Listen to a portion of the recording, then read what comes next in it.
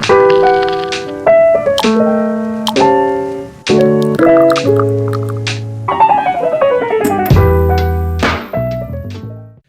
everyone. Thanks for listening to Wake Up, Look Up, a podcast where we connect events happening in real time to the gospel of Jesus Christ. I'm Zach Wyrock. And in today's episode, we're asking the question, can you handle the truth? Over the last decade, the spread of misinformation online has become a huge cultural problem.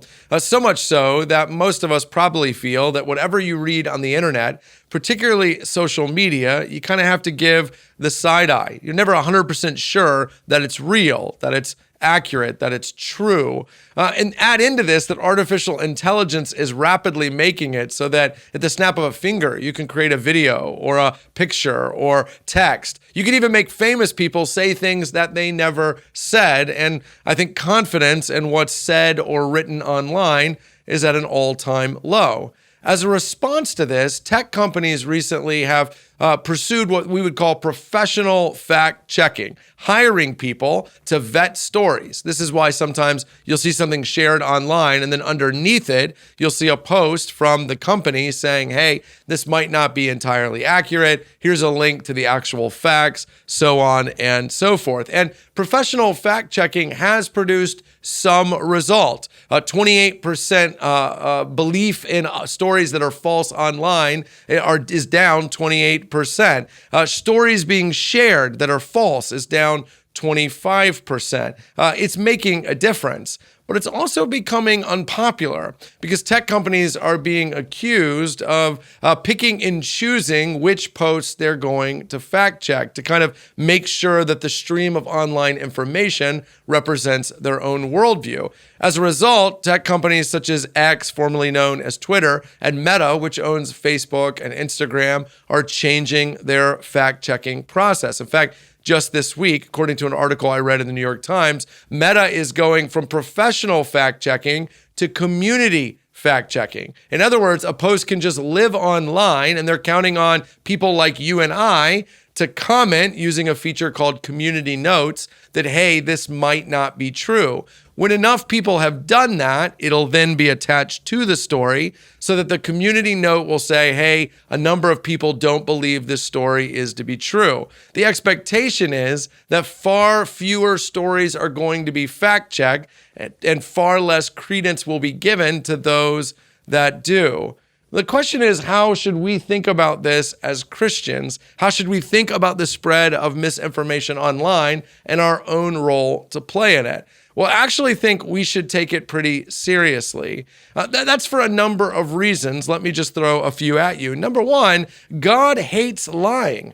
Don't forget in Exodus 20, the 10 Commandments, God is giving Israel 10 key principles to live by, 10 laws that he's going to hold them to. And one of them is don't bear false witness. Don't lie. Don't spread lies. Don't tell lies. Don't believe lies. The reverse of this is that God is saying to Israel, tell the truth. This matters to God.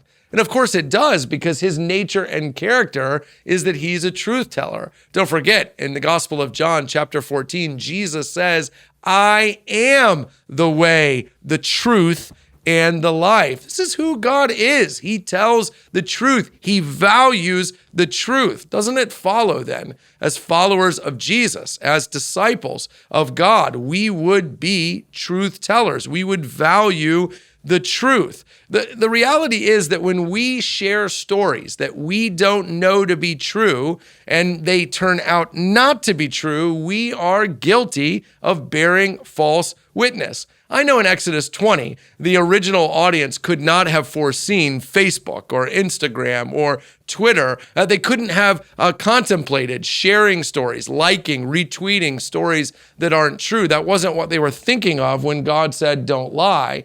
But God gave that command for all time and all places.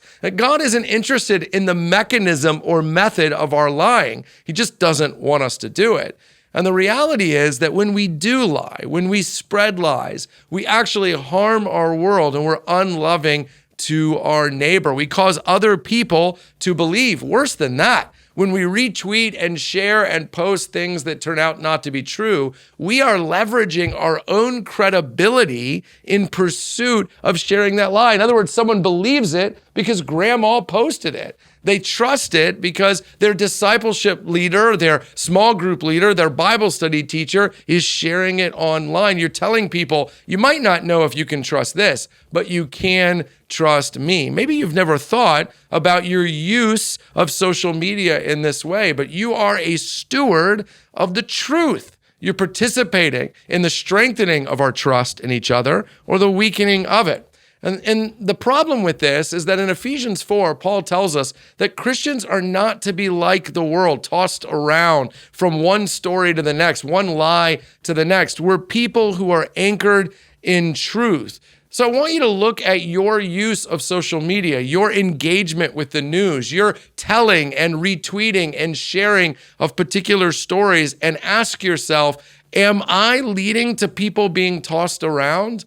Am I sharing with reckless abandon? Or am I making sure that I'm only liking, retweeting, and posting what I know to be 100% true? Don't bear false witness, and don't post it, retweet it, like it, or share it either. Hey, thanks so much for watching this episode of Wake Up, Look Up. While you're here, take a minute to like and subscribe. It really helps us get the word out. Don't hesitate to leave a review wherever you might find this podcast on an audio level and help spread the word. And hey, while you're here, check out all the other content we have at Christ Community Chapel on YouTube. Some of those videos are popping up on the screen now. Click on one.